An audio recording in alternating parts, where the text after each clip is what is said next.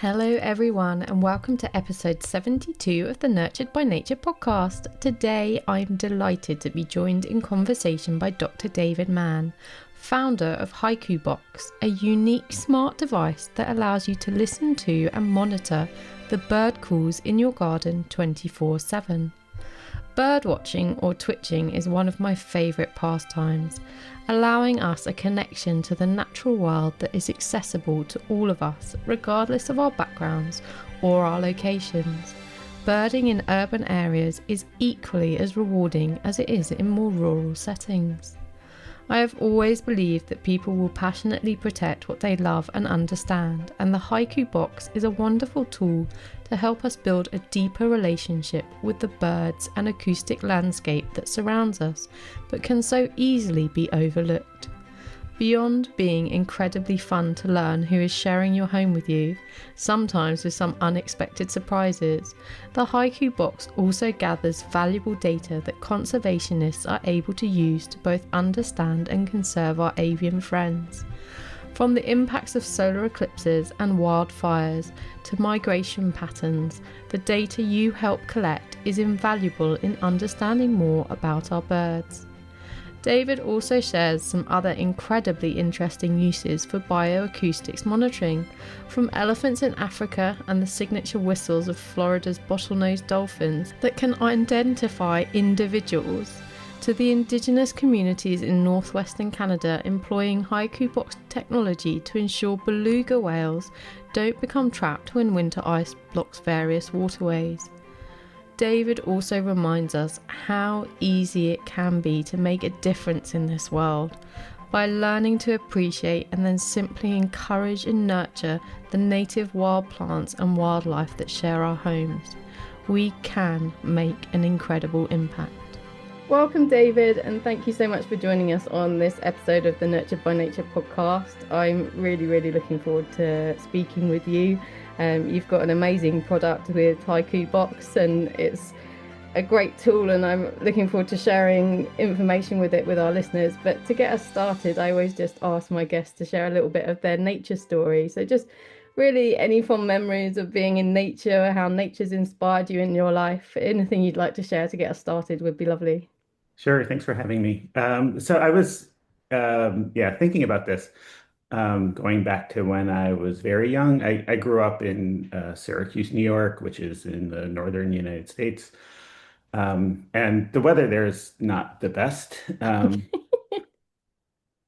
so unless you like rain and snow, and then it's great. So, Yeah. but I liked spending a lot of time outside, and so I used to get up really early in the morning when I was like 10, 12, and kind of try to wrangle some other kids in the neighborhood. And we would just kind of go bird watching in like woods Oh, that were nearby my house. And so that was kind of the formative experience, was just getting out there with other people and doing things in the woods. And then, when I grew up, I kind of realized like, oh, I have no idea who actually owned that property. I just thought, woods are woods, and yeah. anyone can go in them and do anything they want. Um, so that's what, like, growing up was just like get outside and kind of learn what was going on. Oh, I So love that. And I think, the innocence of youth, and obviously whoever did own it was understanding enough that they didn't mind that you were there indulging your love of nature. So which is lovely. I think I I remember just passionately listening to birds when I was little, and then fortunately for me, I was very lucky to go and live in South Africa for 5 years in the Greater Kruger National Park, and that kind of exploded my love of birds and bird yeah. watching because Oh, there's quite a lot of very amazing, colourful and beautiful species to both listen to and see. So I love bird watching. It become a huge passion for me, and I think it's a lovely entry into being involved with nature. That is accessible to everyone, no matter where you are, isn't it? Whether you're in a town and city or whether you're in, more rural area, it's a form of nature that's available to all of us. right. Yeah, that's totally true. I was just also, yeah, just thinking it's like, yeah, in the dead of winter still, like the animals that we would see are birds. Yeah. and they were doing their thing and being interesting and singing and yeah. Yeah, so your the haiku box that you've produced, I think it's only sort of in like the last year or so it's been become available, isn't it? And it's basically it's kind of it's twofold, and one of them is basically to connect people better to the wildlife in their area, isn't it? Which is of course hugely important to basically inspire that love of wildlife that you and I already share, but which others might not have had that access to in childhood. Yeah. So yeah, we've actually had them for a few years now. Yeah, we've had a few versions because of all the supply chain Yeah. fun in the early 2020s. And but yeah, so we have yeah, a community of them, and so we're mostly in North America and Europe. And the so basically, HaikuBox is a device you plug in at your home, and it just listens for birds 24/7. And then those bird detections are sent to a cloud system, and there's an app you can see what birds have been found in your around your house. But you can also look to see, if people are sharing their HaikuBox, you can go like anywhere in the world and go, oh, Oh, what's going wow. on there? Yeah, so it's a cool tool. When we got started, so um, a colleague of mine was at the Cornell Lab of Ornithology, and so it kind of started in like 2019, 2020, Yeah. when so my background is actually largely in oceanography and marine bioacoustics, so listening to whales and fish and dolphins and things, and so. Um, and when I was talking with him, I said, "Yeah, I'd really like to figure out how to do a consumer product for like acoustics, because yeah, as you said, it's like everywhere. Like there's animals making sound." And so back then he said, "Yeah, well, I have this postdoc I'm working with in Germany who's developed BirdNet, which can recognize 1,000 species of birds." And Oh, so we put wow. together like a first prototype of this haiku box. Um, and we set it up in my backyard. And the crazy thing was, I was so I live in Florida, in southern US. Um, and the Coupons was like picking up birds that I didn't know were there. Oh, And yes. Wow. I've been living there 20 years. And so there'd be things like, it would show me like cedar waxwings, right? And so when I was a kid, there was a cedar waxwing, which is this beautiful bird. It was on the front cover of one of my bird books. Yeah. Never seen one. And then you go in the guides and they go, extremely common. And I'm like, no, they're not. Uh, Yeah. and then I started picking them up, and they have a very distinctive high pitch kind of warbly sound. And we set it up so it would get alerts like, oh, it heard one, and I could go outside. Literally walked out my front door. I didn't see him, and then I looked up, and this tree that was like, 3 meters away from me, it's just got 20 of them in it. But they were there for only like 2 minutes. Yeah. And Wow. I was like, oh my gosh, I've been walking by these like the entire time I've lived here. I just like Yeah. have not been paying attention. Yeah, Um, yeah. I love that because I think I had a guest a little while ago and he's released an amazing book, a sort of nature guide to New York City, and he we were talking about apps and in particular the Merlin bird Yep. app, which I think is also connected to Cornell University's Bird Lab, and we were saying how like this use of technology is amazing for people to sort of like break into this sort of naturalist role that like would have been really difficult in the past. And I know even with my love of birding, I found the Merlin app really useful for that exact reason. Like you can have it and it listens to the sounds, and then your AI found it really helpful for learning those bird sounds so that then I'm able to better recognize them, which I struggled with before because I'm quite a visual learner. So being able to see the picture of the bird as I was hearing it really made a difference for me. Yep.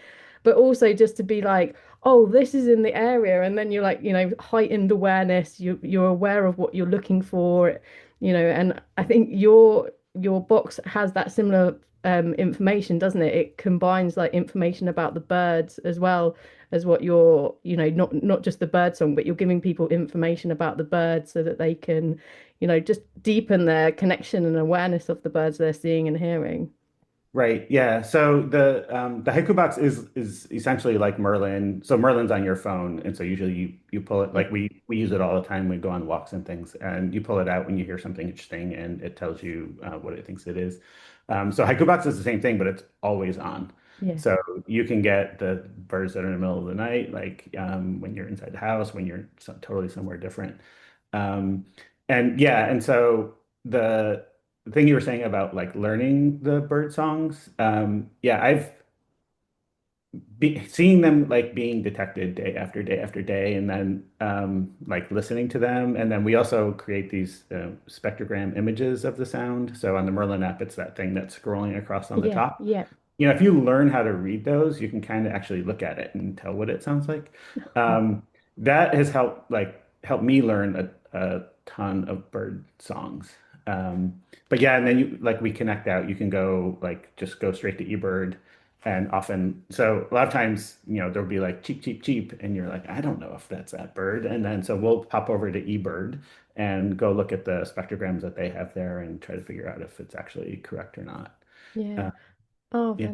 I love that, and I think that's the thing you've just drawn attention to there is the real difference is that this is something that is in a position and it's on 24/7, and it just gives you. I mean, it's I guess in a way it's like the sound equivalent of some of the wildlife cameras that you might have in your home and garden if you're lucky to, Yeah. that you get to witness stuff that isn't, you wouldn't necessarily see sometimes because it's in the middle of the night or because it's a shyer, slightly rarer species, or like your lovely example with the waxwings that you just weren't used to looking looking in the right place at the right time.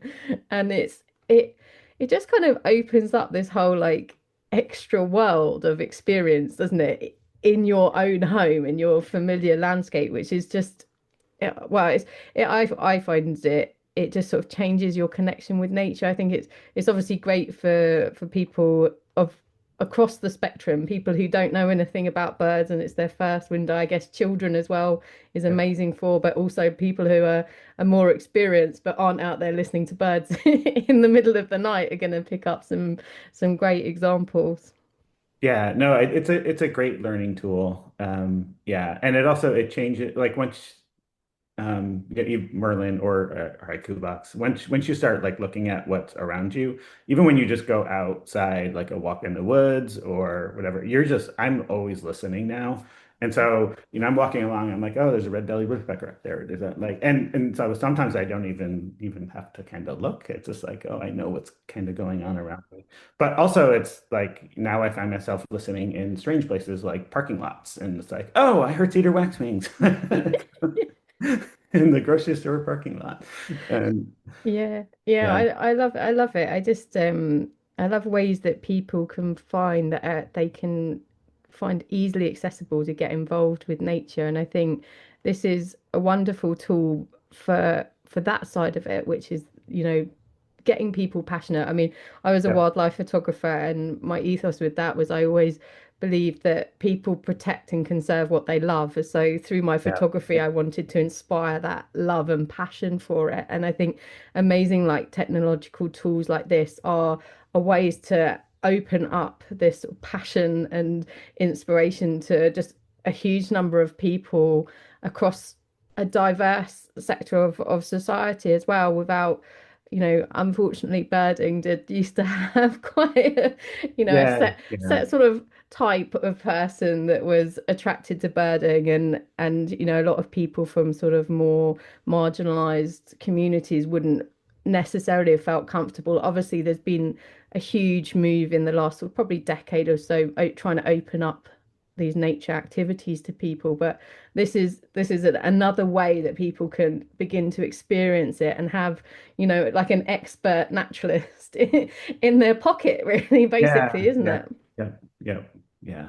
No, yeah, I think the idea of like growing a larger community is really important. Yeah, so we like we'll find also like there's a lot of nature centers that will have haiku boxes. We Oh, yeah. donate a fair number. Like if we get returns, those often end up as donations to places too. Oh, And nice. so like, you show up at the nature center and they can Yeah. click a QR code and see what's been going on at that Yeah. nature center that day and what they've heard and stuff. So Yeah, which kind of leads us into the other side of it, because the other side of it is actually you become a citizen scientist. So the data that you're capturing in your garden through your haiku box is then with your partnerships with it is with the Cornell University, isn't yeah, it? yeah, yeah. Um, that then the data is being used in a conservation framework as well. Yeah, so we're yeah, so I can give you a fun example, but then there's the the not fun examples. But so the fun so like last year in North America there was a total solar eclipse. So that's basically the sun totally blocked in Yeah. this one swath from kind of Texas through Maine and Northeast Canada. And so we had and so it's coming, right? And Yeah. so and there's a lot of studies on and anecdotes about what animals do during an eclipse because it just suddenly becomes like eerily dark Yeah. and so we were like, okay, let's see what we can do with the haiku boxes because we had a number of them like directly in the eclipse path and then hundreds that are kind of on the edges of it. And so we came out with a paper this year just kind of analyzing what bird songs did during the eclipse with the haiku box, and it was kind of a thing that yeah, it would be hard to do like any other way Yeah. without just having kind of raw recordings. And then, yeah, all sorts of like, and then you learn other things about what people do during eclipses, like lighting off fireworks and all this Yeah. other stuff. And Yeah. so it's like, oh, we got to exclude all of those and things. So that was cool. And it was interesting. It wasn't, there's not a single answer to that question. It's like, yeah, on average, birds get quieter. And not at the peak of darkness, but kind of a little bit after it. But there's a Okay. lot of variability. You can go to a place and find an American robin singing its heart out during totality. So it's not Yeah. like they all everywhere just get quiet. So that was kind of it's fun. Other things that aren't fun that we're starting to want to look at are like there's been a fair number of wildfires, especially in Okay. Canada, and then that smoke Yeah. will kind of come down into the US. And so we're able to look at a very wide geographic area, but continuously to see like, is there a reaction of the birds to the smoke or to wildfire? What happens after wildfire? Like, how do they come back?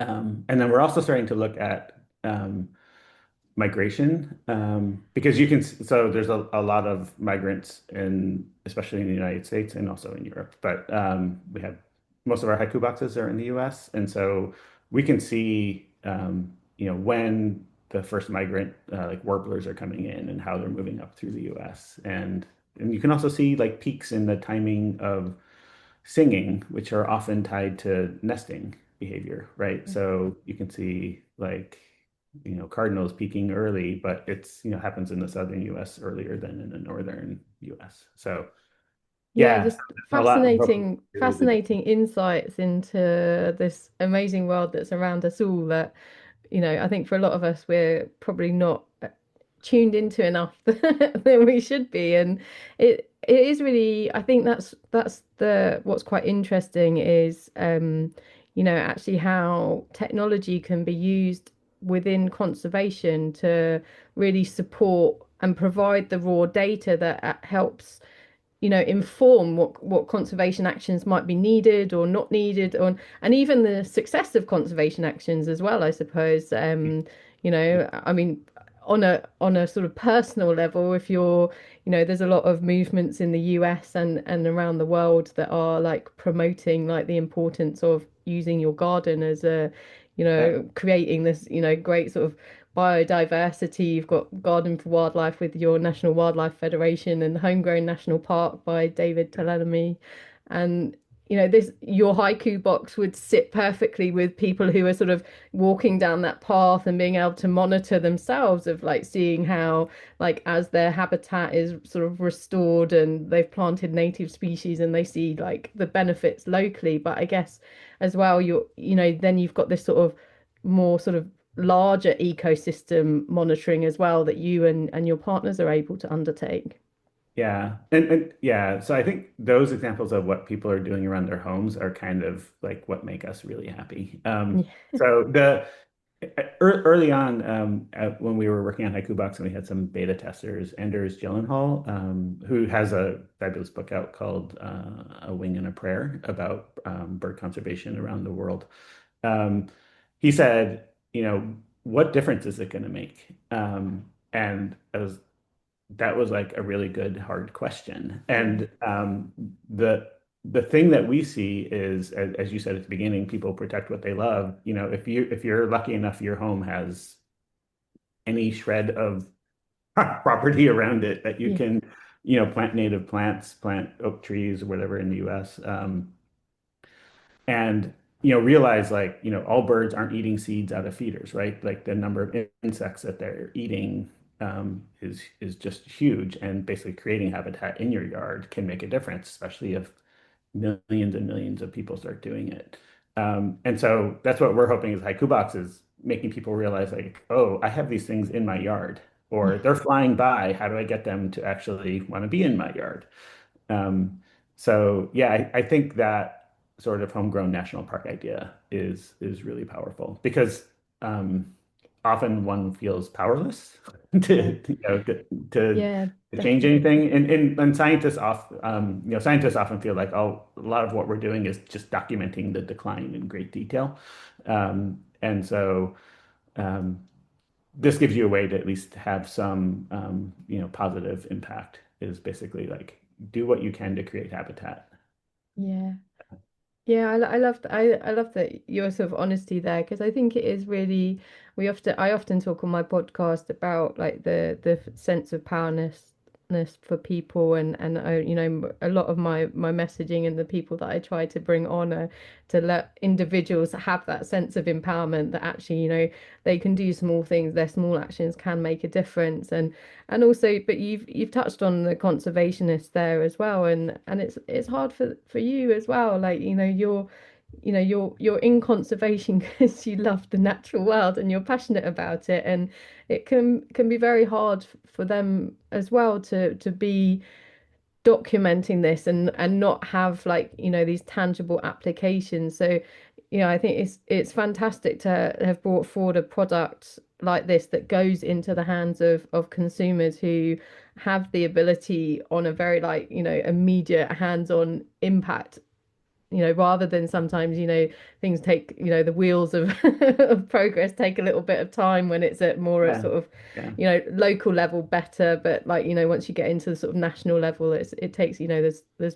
red tape and paperwork to work through to do things. And it's it is just well, I love the fact that we can, sometimes technology gets a bit of a bad rap, doesn't it? And one of the things that is a big thing for people at the moment is, there's this whole sort of rise of AI and actually, there's different aspects to AI and AI and computer learning has been used for quite a long time in sort of a lot of applications and like you harness it with your haiku box, don't you? And basically enabling you to process these huge amounts of data that's being gathered. Yeah. So the AI that there's, I guess you can kind of think of two kinds of AI. One is sort of just detection classification. And that's the kind like on your phone, if you notice, like it'll group all of your pet photos together and all Yeah. of your family or days at the beach or whatever. Um, that's that AI is just looking at the images and trying to classify them into like what's in there. Um, and that's the kind of AI that we're doing with HaikuBox. The other kind is this generative AI where, it writes stuff for you, creates Yeah, images. sort of the chat GPT, Yeah, probably the most chat people. GPT Yeah. level of AI. Yeah. And those. are pretty distinct. And and so the way that HaikuBox and Merlin work are they take the sound and they turn it into an image called the spectrogram, and then the the neural networks are trained to recognize those pictures of the sound, and so that's how it actually is doing the identifications. And the thing with those kinds of AIs is that you need lots and lots and lots and lots of training data. So like, like these are cedar waxwing sounds, these are cardinal sounds, and cardinals make like 8 different kinds of sounds. And so you need like tons of examples of each of those to be able to make that ID. And Cornell Lab of Ornithology has had a library of natural sound that goes back decades. And so they had, all of these originally sounds that were recorded by scientists, and then they had all of their community scientists contributing recordings that they made of these species. And so that just created this huge body of knowledge about what sounds animals make that could be used to train these initial AIs. And so they're just going to keep getting better and better. So yeah, so like as far as technology getting a bad rap, yeah, it's good and it's bad. I think that's the way with everything. And yeah, so I think just focus on trying to use it for good. I mean, it's really going to be people behind it at the end of the day. So yeah. Yeah, I think it's reassuring, isn't it, that there are ways that it can be used for good, and and it is about it is very valuable to be able to have like these AI systems, because that to work through that kind of volume of data just wouldn't be humanly possible, really, at the scale that it's being collected, and that allows you to put these haiku boxes like in, well, hopefully thousands and thousands of locations. Do you have an idea of how many you've got out there already at the moment? We have, so I was looking yesterday. So I look at how many are actually connected. So we have around 2,700 Oh, connected. wow. Okay. Yeah, so it's in like we have like well over 1 billion detections Oh, in wow. the system. And so in even that, it's like, okay, now that's a lot of data. How do you start asking questions of the data to see what birds are doing? And that's actually another place where AI is going to start actually helping us out a lot more. Because now you can tell the AI to write you a program to analyze your data. Um, and even just converse with it about like ideas for what might we want to look for. Yeah. So yeah. So there's Yeah. good and bad. The bad, I mean, obviously the bad things are going to get a lot of the headlines and notice, but there's a lot of really good things, like being able to send a text message to someone. That's amazing. Yeah. Yeah, Being like I was, here on Zoom together. yeah, being on Zoom, like different countries. Yeah, and then reaching everyone with your podcast, right? None of this would be possible. Yeah. Yeah, we were just I don't know, we were talking, I don't even know why, yesterday about like so I'm a little older, not super old, but getting there. And we were talking about like uh at this place that my wife and I used to work is like, did we have email? I was like, I think that's when it started. Yeah.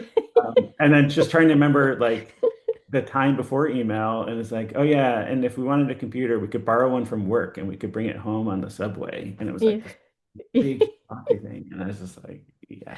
Yeah, I might look quite young, but I am also of the generation that is like, oh, I remember like when you used to have the phone on the wall and like, the numbers that used to like you had to click around, and mobile phones wasn't a thing, and the internet certainly wasn't a thing, and it's yeah, it's amazing how far and how quickly it has advanced, and it's I think it is an amazing tool, and it's incredible what it is capable of, and things like your haiku box, I guess, is just it's just the start, because your background is in bioacoustics, isn't it? And you mentioned that you spent time, quite a bit of your time was focused on the ocean as well, so I guess there's the bioacoustics is great in that Yeah. environment as well. Yeah, no, absolutely. So we have a couple projects kind of just sort of starting up again, and it's really using the HaikuBox technology in them. So for one of them, for example, is in Sarasota Bay in Florida. Okay. There's a population of bottlenose dolphins that Dr. Randy Wells and his colleagues have been studying for, gosh, 50 years. Oh, wow. And so Wow. they know all of the individual dolphins that are part of this community by the shapes of their dorsal fins. Yeah.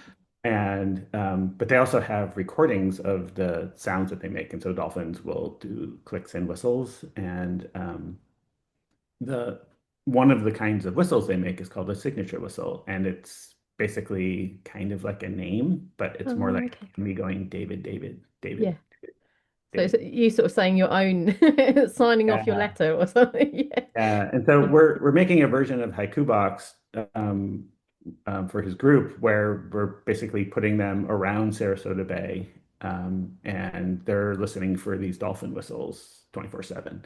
And then there's another group that's working, Layla Sayeg at Woods Hole Oceanographic and Frans Jensen at Aarhus University in Denmark are working on neural nets that can identify the individuals of those dolphins. Oh, Um, wow. and that's actually all right now going. The first test ones we got out in the past month, they're going into the HaikuBox like cloud system. So that's kind of fun to Oh, yeah, kind of exciting. come And full circle on that. yeah, and I think it's because I mean bioacoustics is, if I'm correct, it's basically the study of of sound, both production, the transmission, and the receiving of it by By living animals, yeah. organisms. Yeah, it's strict, it's focused, yeah, mostly on animals. Yeah, But yeah, there's a lot of aspects to it. It's like, how do the animals use it to communicate? What are they trying to say to each other? How does noise affect their communication? What do they do when it's noisy or not noisy? So yeah, what are they capable of hearing? yeah. There's Yeah, I think probably my experience of it would be around elephants. When I was in Africa, there was a lot of like talk about a lot of their communication is actually like low sonic yeah, rumbling, which is not audible to the human ear. And so yeah, I was aware of research around that. So I guess that fits into that sort of sphere. yeah. And yeah, Yeah, totally. There's sort of like that's the infrasonic. So basically stuff that's below human hearing range, but which we might perceive as actual rumbles, like vibration. And then, the stuff that we can hear. And then there's a lot of things that are higher frequencies, the ultrasound that we can't hear. So a lot of insects making sounds up there, bats, echolocating up there, underwater, lots of dolphins and, other toothed whales making really high frequency sounds that we can't hear. Yeah, so it's really cool because there's like these hidden worlds that yeah, like in your day-to-day life, you're just not even thinking about like, yeah. you're not thinking about what you can't hear and what you can't see, but there's a lot. Um, and there's different animals have come up with different adaptations to be able to communicate that way. Yeah, and something you mentioned there with like you're monitoring well both with the birds and also with the dolphins there, I guess is you mentioned about the impact of the solar eclipse and you mentioned about wildfires, and I guess it can sort of inform like as we're sort of developing and moving more and more into these sort of spaces with nature is how humans impact them and positively and negatively. So it's all not all necessarily negative, isn't it? And we are capable Right. of doing positive things as well. So it gives you that sort of feedback loop, doesn't it? Yeah. Yes. Yeah. Early, so when I was in graduate school, I uh, did my research on a damselfish that makes sounds. Okay. Um, and we were working out at Johnston Atoll, which is it was an interesting place because it was a wildlife sanctuary and also a military base. Oh wow. Okay. Wow. So it's like 1,000 kilometers southwest of Hawaii, and there's like a couple of things that struck me about working there. So it was where the United States was destroying their chemical weapons stockpile by incinerating Oh, it, wow. and Okay. like the chemical weapons that were in Germany got brought over and incinerated there. Um, and on land, there's like just huge populations of nesting seabirds and things. Yeah. Um, and and underwater, um, they had done like the main island was like a landing strip, and they had done dredging and things, so that ships can get in and out of there. And then when you're diving, what I realized is like all this other like the chemical weapons incineration that was going on, and other bad things that happened in the 50s there. Like the thing that was the worst was the dredging, like Oh, that okay. like habitat destruction. Yeah, yeah. Was way worse. And then, but the corals on the rest of it were just absolutely like gorgeous. And the fish populations, because there really wasn't fishing, um, were amazing. Um, and that stuck with me. And then, so when that chemical weapons incineration program finished, they basically shut down the plants and basically let the wildlife take back the island. And um, the birds recolonized the main island and turned it back into nesting habitat. And so there's been recently, they were talking about using that for the Starship landing. Okay.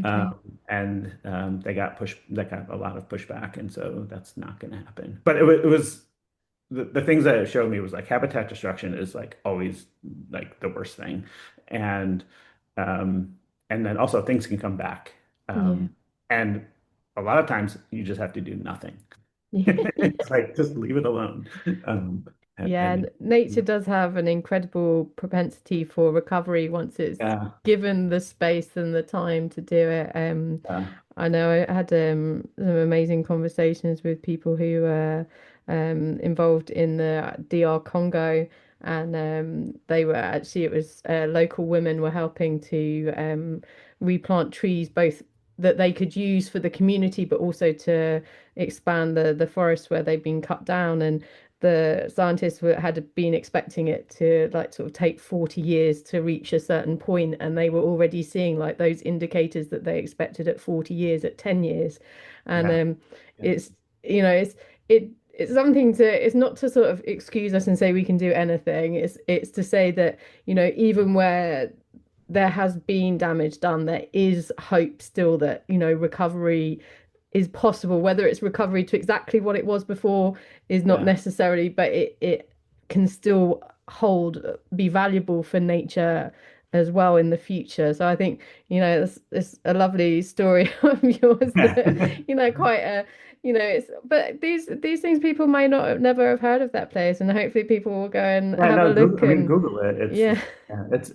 It's fascinating, like sociologically and environmentally, and yeah, it's yeah, Which the longer I do this podcast, the more intrinsically I realize that those two things are linked, is the sociological side of it with with the environmental side, and you can't separate it, which is what is so lovely about your product, the HaikuBox, as well, is because it is appealing to people to really bring them involved and get involved with the kind of nature yeah, yeah. story, and being part of its future, and being reconnected to it, which is so important. But is so you mentioned you had a couple of things. You mentioned the dolphins. Is there anything else that you're working on? Yeah, so we have uh so this week we had the similar dolphin system, but it was set up in Northwest Territories in Canada. Uh, like uh, way up there. And so there's a community, a native community in Canada that is interested in monitoring these beluga whales that will Oh, actually okay. come into this. So it's the ocean, but it's like really complicated like land structures with ins and outs and stuff. And so when when winter starts coming, they can get stuck in there if their entrances freeze over. Oh, So wow, they're okay. they're wanting a system that can basically tell them, are there belugas in here, and can you help them get out? Um, and so that's a really interesting project because it's with Department of Fisheries and Oceans Canada we're collaborating with, but then they're working with the local communities to basically have them run the monitoring. So Oh wow, fascinating.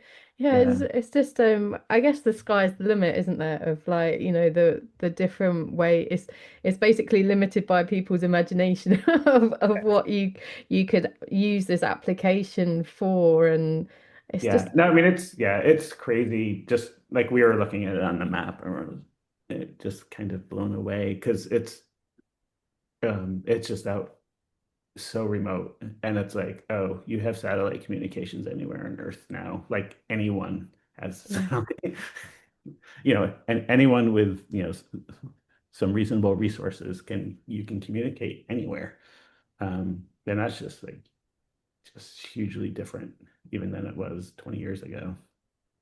Yeah, so I think your product, the HiQ box, you need access to home Wi-Fi, is that right? Yeah, To so they need to be connected to home Wi-Fi and also connected to home power. Okay.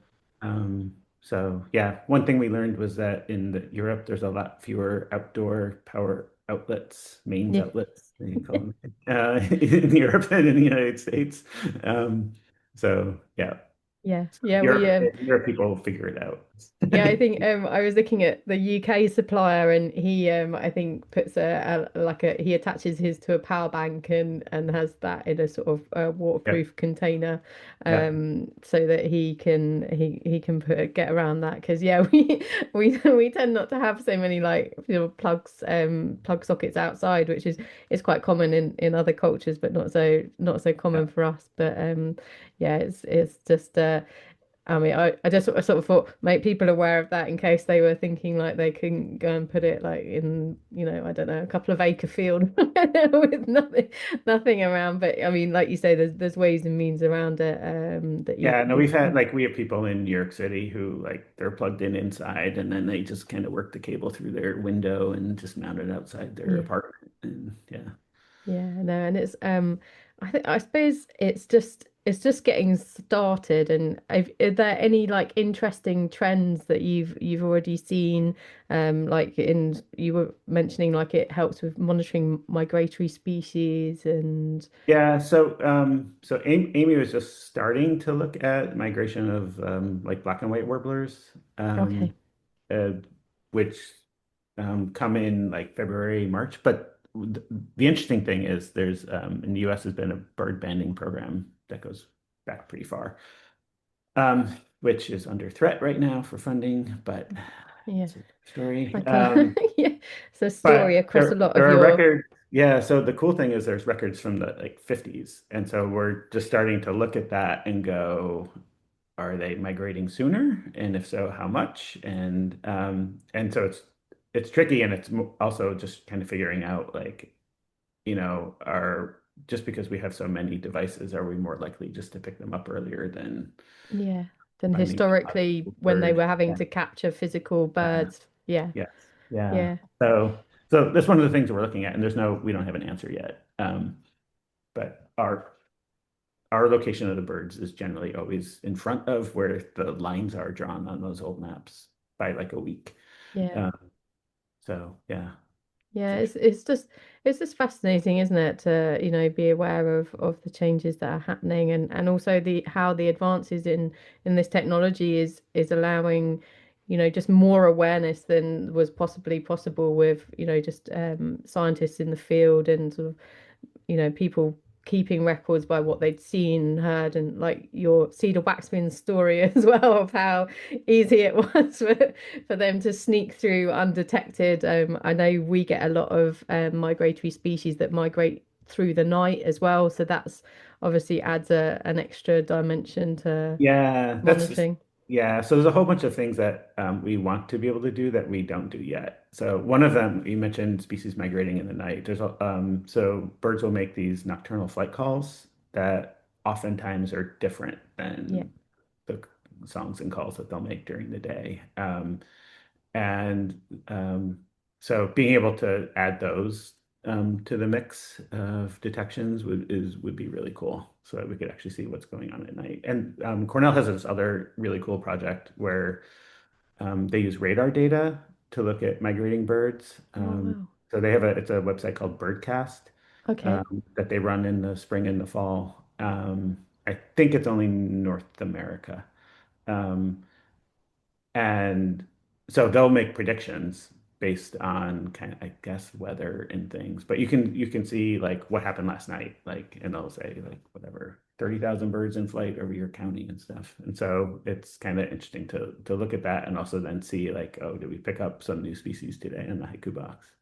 Yeah, and I mean I know we've had occasions where sometimes we've had like remnants of hurricanes that have come across the Atlantic from your shores to ours, and then we get Yes. like an influx of a lot of these poor little American Some little American American birds. sparrow and everyone's go crazy. Yeah, yeah, and you know the bird forums like light up, and so I mean, I guess that's kind of interesting data that will come through over time as well, as you get more devices out there and a longer Yeah. period of information.